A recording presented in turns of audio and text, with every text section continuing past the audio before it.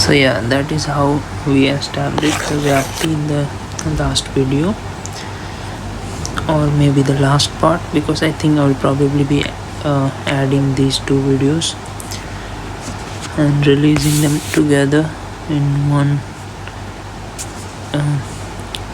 comprehensive part.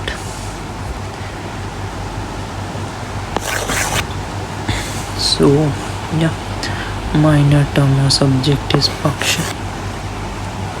Now look at these English terms. For what we saw, subject was paksha, it is called minor term in English, and the hetu, the evidence, the reason, or the clue, like smoke, that's called middle term. And predicate or sadhya, or to prove, or the result of application of vyapti, that's major term. To prove, sadhya, major term. Minor term is subject, middle term is evidence, and major term is to prove or sadhya. Now classification of inference.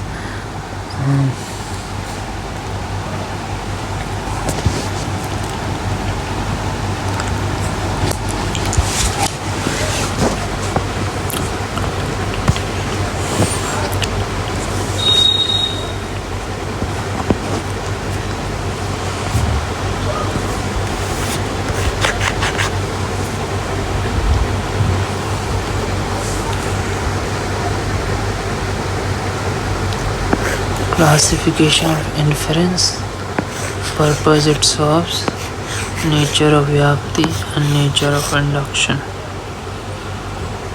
Purpose it solves, inference classification. Purpose it solves, based on the purpose it solves, swarthanumana, knowledge of self, or pararthanumana, demonstration of knowledge to others. Panchavya,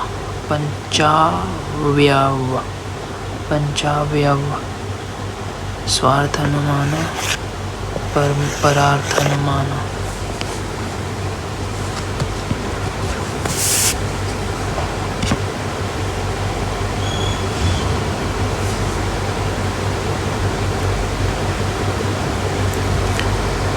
Nature of vyapti.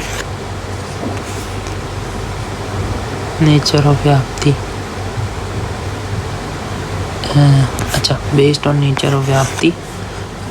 Sorry for being lost. My ADHD kicked in. Sorry. So, based on nature of vyapti, there can be three types of inferences: Purvavat, Sheshvat, and Samanyato Drishti. Purvavat is a prediction, Sheshavat is investigation, and Samanyato Drishti is pattern detection. Purvavat is when you try to predict the effect based on you seeing the causes. That's Purvavat or Purvavat.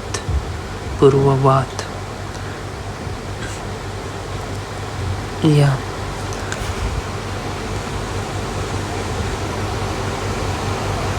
This is, by the way, not a type of vyapti, but there is no type of vyapti. There is only one type of vyapti. This is type of inference based on the type of vyapti.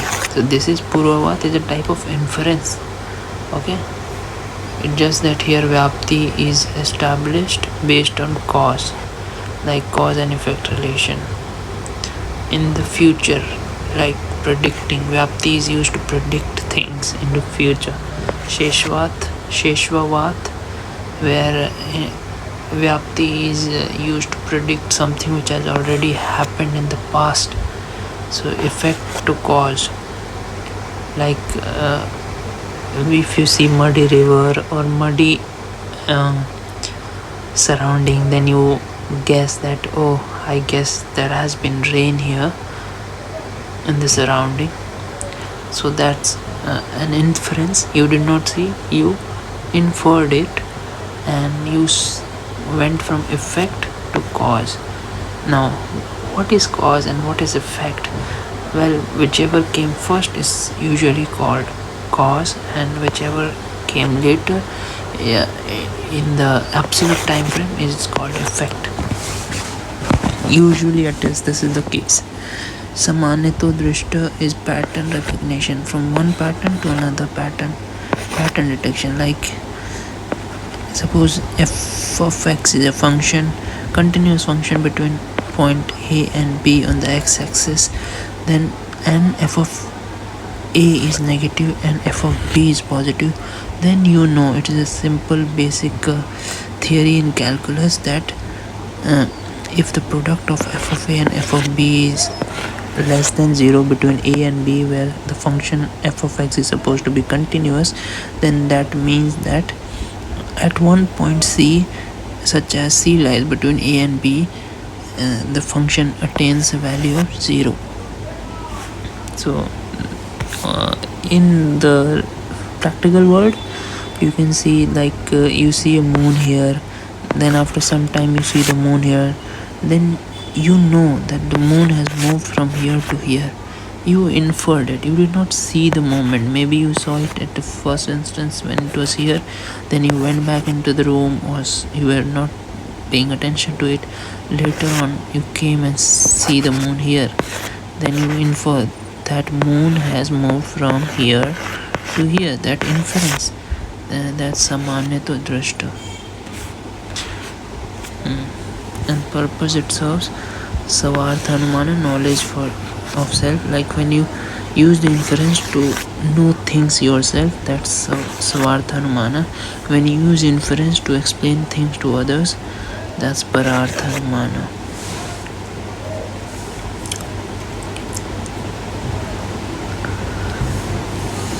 Now there are 3 steps in swartha anumana and 5 in parartha anumana. Parartha anumana perceives smoke on hill, paksha dharmata. Perceives smoke on hill, paksha dharmata. Then remembering universal relation. Smoke implies fire, vyapti jnana.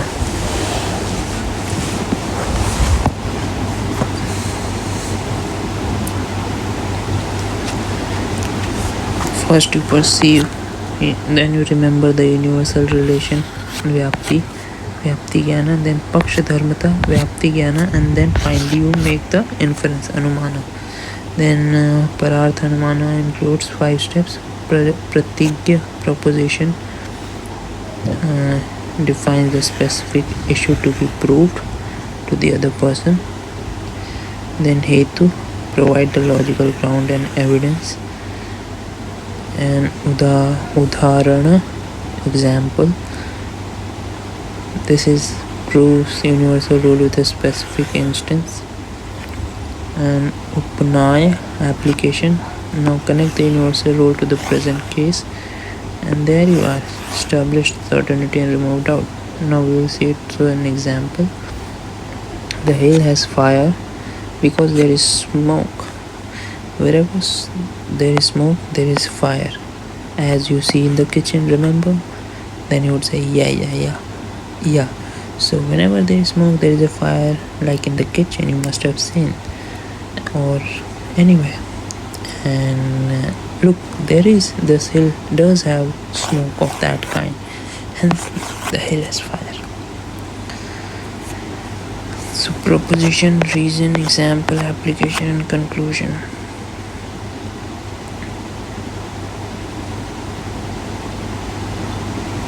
So you can see this proposition has been proved in the conclusion. These two other say the same thing, the hill has fire, therefore the hill has fire. Essentially the same thing, the hill has fire, the hill has fire. So these two are the same steps. And then these 3. This is basically vyapti, establishing common vyapti. Like, do you believe that when this happens, this happens? If yes, then I can prove to you that there is fire. Something like that. So this is establishing reality. Like, if you believe in this thing same as me, then I can prove to you that this is true. And if your friend says yes, or whoever the other person is, then you will be able to prove it. Otherwise, if he doesn't believe in this basic fundamental assumption, vyapti, then it is not possible to prove this. Now there has been based on the nature of induction, there is kevalan y, kevalavyatireki, and anavyatireki. Now these three are the types of induction. Excuse me. So kevalan y. If there is A, there is B. If only this much has been proved consistently, like whenever there is a smoke, there is a fire.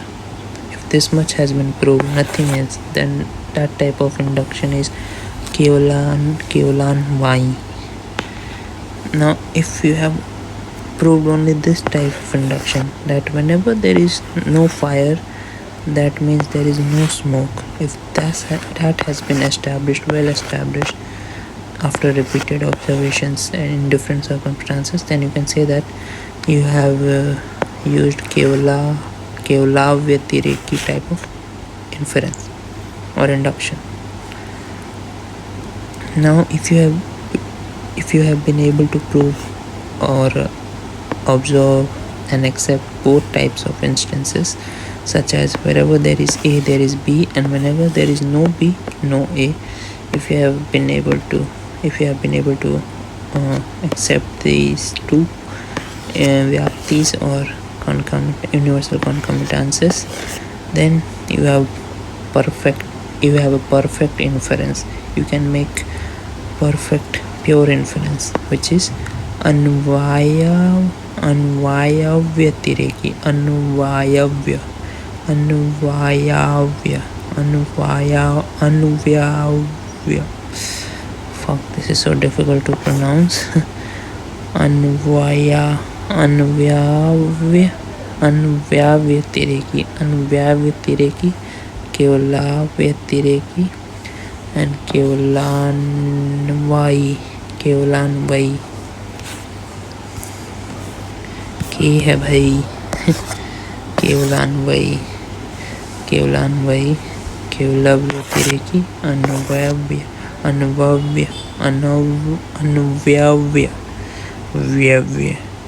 What a difficult word to pronounce. अनुव्यव्यतिरेकी अनुव्यव्य. Very difficult. Characteristics of middle term.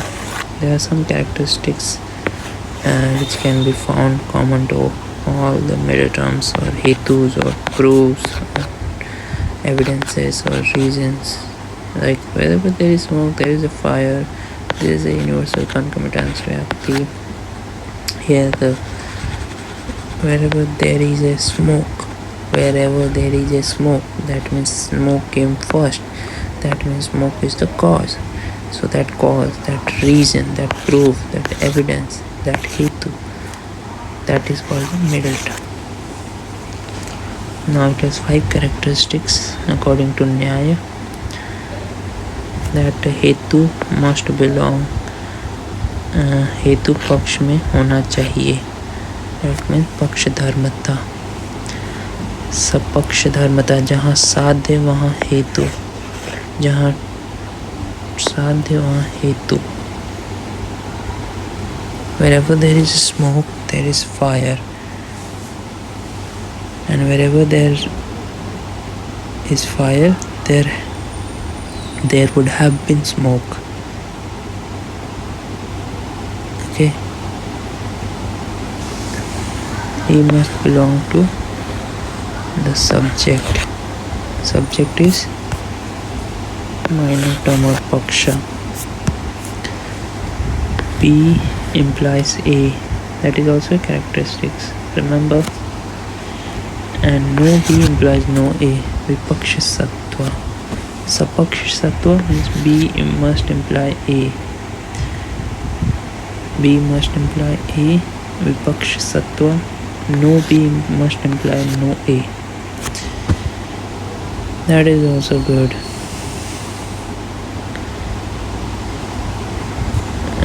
अबाधित, कोई contradiction नहीं होना चाहिए. No contradiction with higher pramana like perception. There should be no contradiction which should be observed, which can be observed using perception, because perception is considered a very valid. Except for very few exceptions, perception is almost always correct in this practical world. So it is considered a higher pramana. So using perception, you should not be able to see any contradiction. Hetu, that is the given proof, shouldn't go against basic well-established facts or proofs which have been established based on perception, higher pramana like perception. So abadita, no contradiction. Aviruddha, opposite conclusion possible nahi. No self-contradictory conclusion should be established. It shouldn't be that conclusion is contradictory to hetu itself. Example, fire is cold because it is hot. Now here, fire is cold because it is hot. So hot came first, so that's the cause, and fire is cold. This is the fire is the subject and paksha, and cold is the to prove, or no, it is the proof. This is, yeah, cold is to prove and hot is the evidence, which is evidence is middle term or hetu. So as you can see, conclusion is contradictory through hetu. Now hetu or the to prove, sorry, hetu is reason, sadhya is to prove. Now what is to prove here? Fire is cold because it is hot. So cold is to prove, that's sadhya, and hot is hetu, that is evidence, and this is to prove. Now fire is cold because it is hot. This is conclusion is what? Fire is cold. This is the to prove. Because it is hot. Now that's the hetu, the evidence or the proof, and this is to prove. So these two are both contradictory. Hence here hetu, water is hot, and conclusion sadhya, fire is cold. They are contradictory. That shouldn't happen. Aviruddha. So 5 characteristics of middle term or hetu is paksha dharmata should be there, sapaksha sattva, vipaksha sattva, abadita, aviruddha. That's it. Now 5 types of fallacies.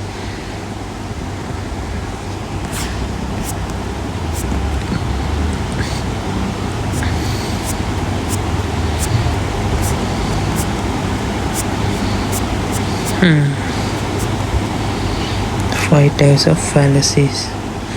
You can see hetubhasha, asiddha or sadhyasma. Hetu is unproved in any of the premises it appears. Therefore the 3 types. Then savyabhichara or anakantika.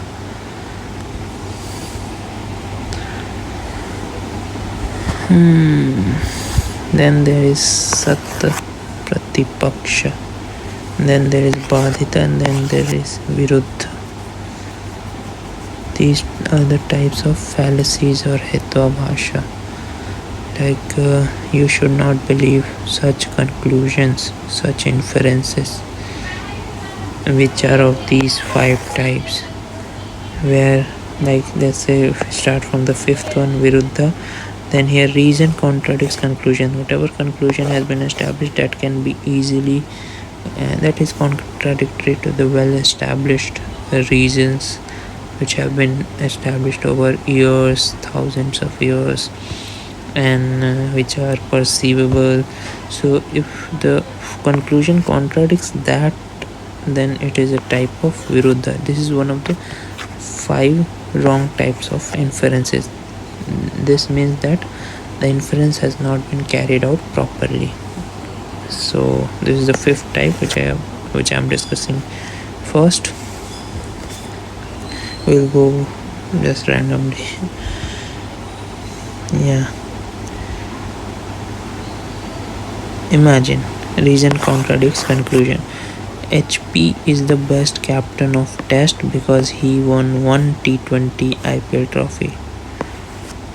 Hardik Pandya is the best captain of Indian Test cricket because he won one T20 IPL trophy. Now the reason is that because he won one T20 IPL trophy. And what is the conclusion? He is the best captain of Test. Now these two are both contradictory clearly. That is a wrong type of inference. This is a wrong type of inference. Okay.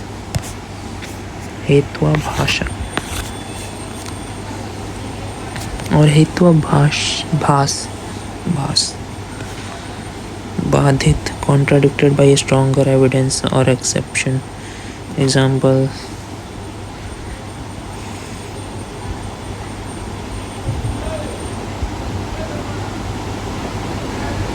now this can be contradicted by, okay, let's do this. Sat Pratipaksha. Hetu is valid but equally strong opposite Hetu exists. Now HP is the best T20 captain of India because he has won one IPL final. But then an opposite Hetu exists, that he has also lost one IPL final. If you want to establish who is the best based on how many finals they have won, then he has also lost one IPL final. So opposite Hetu also exists. So this is not a very sure shot inference. This is, kuch dal mein kala hai, not a good inference. You can trust it, but not a good one, not a good conclusion or can come out of it. Okay, yeah. So badhita, contradicted by a stronger evidence or exception. Now imagine you don't even need this. There is a direct, clear-cut, stronger evidence which contradicts it. Like Surya has won one T20 World Cup final. Now what is considered a better one? Now if there are two people who, now if there are people who believe that T20 World Cup final is difficult than an IPL final or IPL tournament, as long as you believe that premise, then you can say that this fact strongly and clearly contradicts this statement. Hence this statement is not good, not a good inference, not a strong inference. Now it is a different thing that if someone doesn't accept this initial premise that T20 World Cup final is more difficult than an IPL final or an IPL tournament, if someone doesn't accept this basic premise, this starting premise, then it is not possible to prove or contradict this with help of this. This can be contradicted with the help of this only if that person accepts one basic premise which is usually common, although there can be exceptions, but usually people believe that this is T20 World Cup is difficult than IPL. So usually people believe it, but some people may not believe it. So if they don't believe it, you won't be able to prove this wrong with the help of this. But if they believe it, which most of the people usually do, based on observation, we can say that, then in that case this can be contradicted by this. So this is Badhita, this is Sat Pratipaksha. By the way, this is the one which proved this wrong, because an opposite Hetu existed equally strong as Hetu. Like if you give me a good reason for do it, I will give you one equally bad reason to not do it. That type of thing. That's Sat Pratipaksha. And this is Badhita, clear cut contradicted by a stronger evidence or exception. Like if you say you know,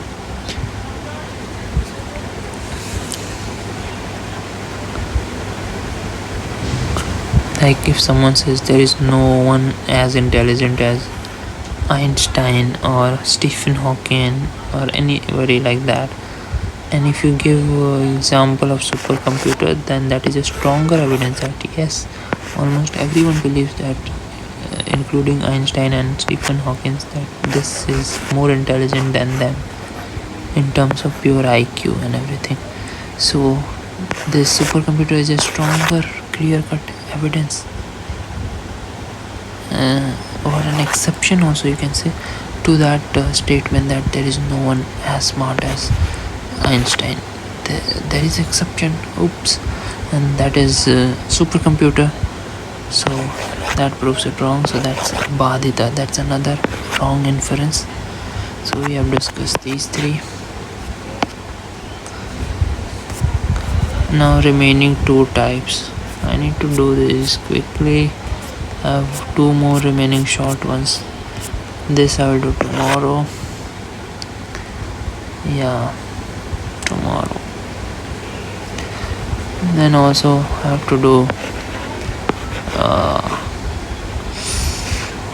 what is it called? Mimamsa, Purva Mimamsa. I have to do tomorrow. And then there is Vedanta, and then Dashri Aurobindo. These three I will have to do, plus this small Vaisesika. Anyways, why am I getting distracted? I don't know, probably I'm tired. Whatever, let's do these two. Asiddh or Sadhyasma. Hetu is unproved in any premises it appears. What is Hetu? Hetu is the proof, the evidence. Now if the evidence itself has not been proved yet, then you cannot establish a good you cannot get a good inferred result, you cannot have a good inference. So these can be done in three types: Arya Siddhi, Swarup Siddhi, Vyaptavya Siddhi. Here the minor term or the subject is unreal. Here Swarup Siddhi, in Arya Siddhi, the minor term or the subject is unreal. Like unicorn is just like a horse. Now forget everything, this is not a good inference, because this unicorn itself, the subject itself, the minor term itself is unreal. Now unreal based on what? Unreal based on the four pramanas which Nyay accepted. That was perception, inference, upamana, and there was, I think, testimony, shabda. So none of them have established unicorn yet. It is commonly accepted belief that it is simply an imagination and a work of imagination. Hence the minor term is unreal, and hence that inference is not good based on asiddha or sadhyasma. More precisely, Arya Siddhi. Now Swarupa Siddhi, minor term is incompatible with the middle term. To prove, the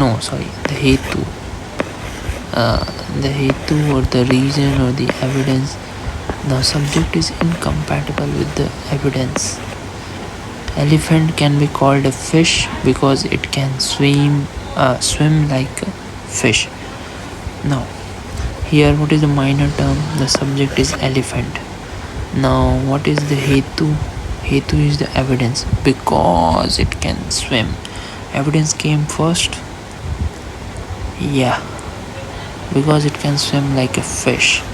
Now, this is evidence, and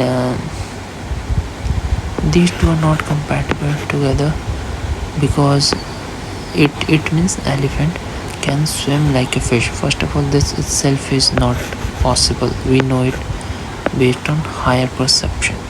So if this cannot be established, forget the rest of it. It is Swarupa Siddhi type of Hetavas fallacy.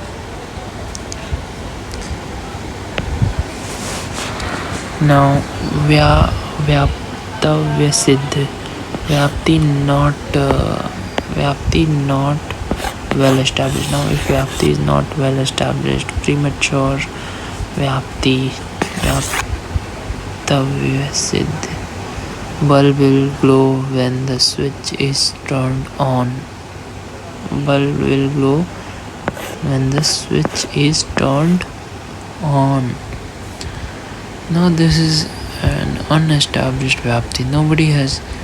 When the switch is turned, bulb will glow. Now this is not a well established fact because we know that electricity has to be there and the switch has to be rightfully connected to the electricity source. Then if you on the switch, bulb can glow. But those things have not been mentioned here. Hence, you cannot say this to be right because the Vyapti being used is that whenever the switch is turned on, bulb will glow. That's not well established.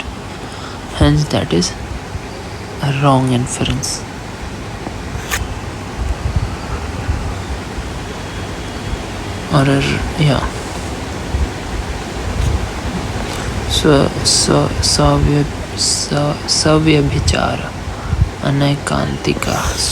सव्यभिचार अनैकांतिका साधारण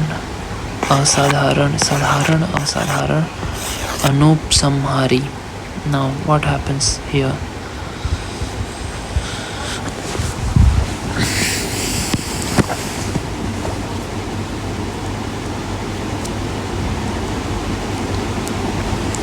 Hetu present in Paksha but also in Vipaksha. Hetu जो है subject is present in Paksha. Evidence is present in Paksha, the subject, but also present in the Vipaksha. That is, it is present in proof as well as anti-proof. Anti-proof means the one which contradicts the proof. So if the subject is present in both the cases with both of these Paksha and Vipaksha, with the thesis and antithesis, then you cannot conclude a good inference. Vyapti fails due to overextension, because overextension means Vyapti has been established between there is the Vyapti which is being used to infer a particular fact, that can be the same Vyapti can be used to infer a contradiction to that fact or contradiction to that antithesis. Basically, thesis can also be proved and antithesis can also be proved based on the same Vyapti, because Vyapti is present in both of these cases. Like for example, this is a cow because it has 4 legs. Now, yes, it has a cow. If you consider the Vyapti that anything which has 4 legs is a cow. No, anything which if it has 4 legs, then it is a cow. If you have that Vyapti, then yes, this can be proved. But the same Vyapti, if the Vyapti is cow has 4 legs, and you hear the statement that this is a cow because it has 4 legs, then yes, Vyapti is used and you prove a point that yes, this can be a cow. But the same Vyapti can be used to prove anything else as well. Like if something has 4 legs, then it is a cow. This is one Vyapti. The same logic, the same Vyapti, the same proof can be used to prove a lion, can be used to prove elephant. So many animals have 4 legs. Okay. So cow here is Paksha, the subject. Now Hetu is present in Paksha but also in Vipaksha. Basically, what is Vipaksha? Vipaksha is not exactly antithesis. If I've said that, then sorry, it is not so. Paksha is the subject. Paksha is anything which is not the subject. Anything which is exclusionary. Like if let's say that this is subject, then this is Paksha, then this is Vipaksha. This is subject, then this is exclusionary this is anti-subject, or basically here there is lack of the subject A. Basically A and B are mutually exclusive. So if Hetu, the proof, the evidence, the reason is present in A, and it is also present, the reason, the proof, the evidence is also present in B, the subject and the anti-subject, then the Vyapti fails. Hetu found only in Paksha and nowhere else. Now that can also be a problem if Hetu is being found only in the subject. Here Hetu was present in Paksha but also in Vipaksha. Here the problem is Hetu can only be found in Paksha. Okay. Vyapti fails due to underextension. Now sound is eternal since sound is audible. Now we know that whatever sound and audible are similar or same thing. We know that audio can only come out of sound. So this thing is reserved for sound. This audible, this Hetu, the proof, the evidence, the reason is only found in sound. This subject only. If this proof, this reason is only found in this subject, then you cannot use this Hetu to prove anything. Then it won't be considered a good inference. For example,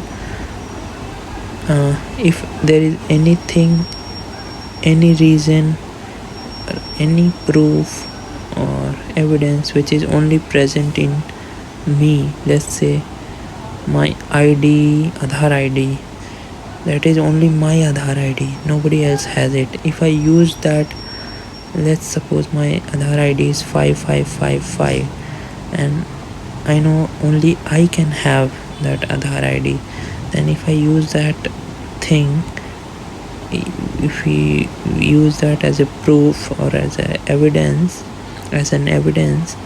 to prove something else, then that won't be considered right. Because look, for example, if I say those who have Aadhaar, I am the greatest batsman in the world because my Aadhaar ID is 5555. Now this is ridiculous. Only I can have 5555 Aadhaar ID. It is a well-known fact.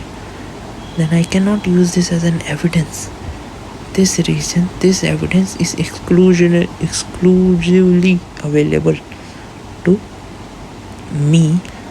Then I cannot prove anything legitimately using that same evidence. If the thing which I am using as an evidence is only present with me, with the subject, this particular subject, then that can think that evidence, so-called evidence, that so-called proof cannot be used to legitimately infer or know anything else about that subject. So this is under extension of Vyapti, because Vyapti cannot be established well, because that thing, that reason, that evidence, that proof is available only to, limited to only a particular subject. Here the evidence, the proof was available to multiple subjects, but that is not the problem. Multiple subject is not the problem. The problem is the subject and anti-subject. I mean, here you are trying to prove that this is particular thing is a cow because it has 4 legs. So you are using the proof 4 legs, but that same proof can be used, the same evidence can be used, that same reason can be used to prove something else as well as cow, because something else can have 4 legs. But this is not right, because we know that even a table has 4 legs. That doesn't mean that it is a cow. So here the reason, the proof is present in two subjects, 2 or more subjects, and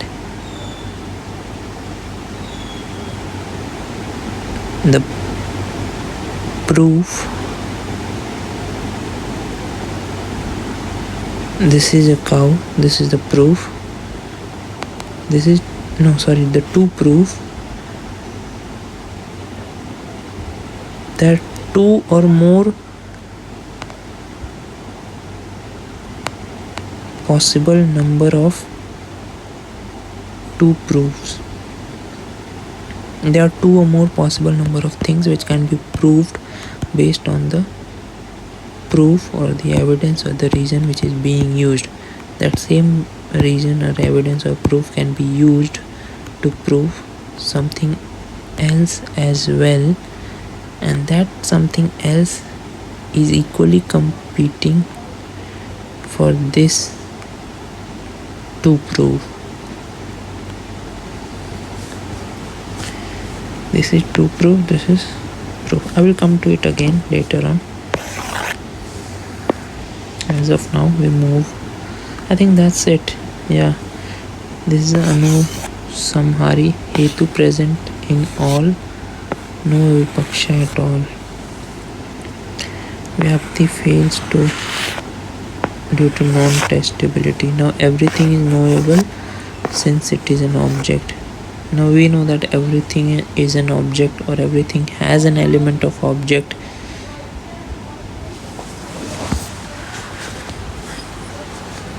Okay, so these 2 are difficult ones.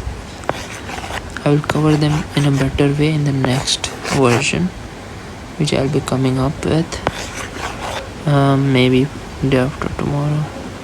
From the day after tomorrow I'll be coming up with the second 2.0 series of Indian philosophy, along with the 1.0 series of Western philosophy. So yeah, at that time I will make sure that I cover these 2 things in a much clearer and better way. Right now I understand it, but I'm not able to explain it in the best possible way. I know it intuitively, but I'm not able to express it clearly. There's a difference between knowing and being able to teach. So that thing applies in these 2 cases. Although I don't think these are part of UPSC. I mean, UPSC will only ask this at max, these 5 Hetu Abhasha, Savya Bichara, and you give a reason that Hetu cannot, you can give any reason. Hetu present in Paksha but also in Vipaksha. Hetu found only in Paksha and nowhere else. Hetu present in all and no Vipaksha at all. So the thing is, for a good inference, there has to be Paksha, there has to be Vipaksha. It's not, if there is no Vipaksha, then it is not a good inference. But there can also not be a Vipaksha which is equally competent, which has equal merit as Paksha in the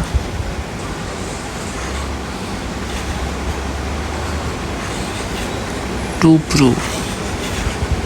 I mean, there has to be Paksha, there has to, basically this is like saying, like, this is like running a race in which only you are running, there are no other participants, so of course you are the only one who is going to win. So this is that kind of thing. Vyapti fails due to non-testability. There was no test, there was no actual test, there was no actual competition. Imagine you are the only one writing an exam, or you are the only one taking part in the race. Then Vyapti fails because there are no competitors. There are no competitors of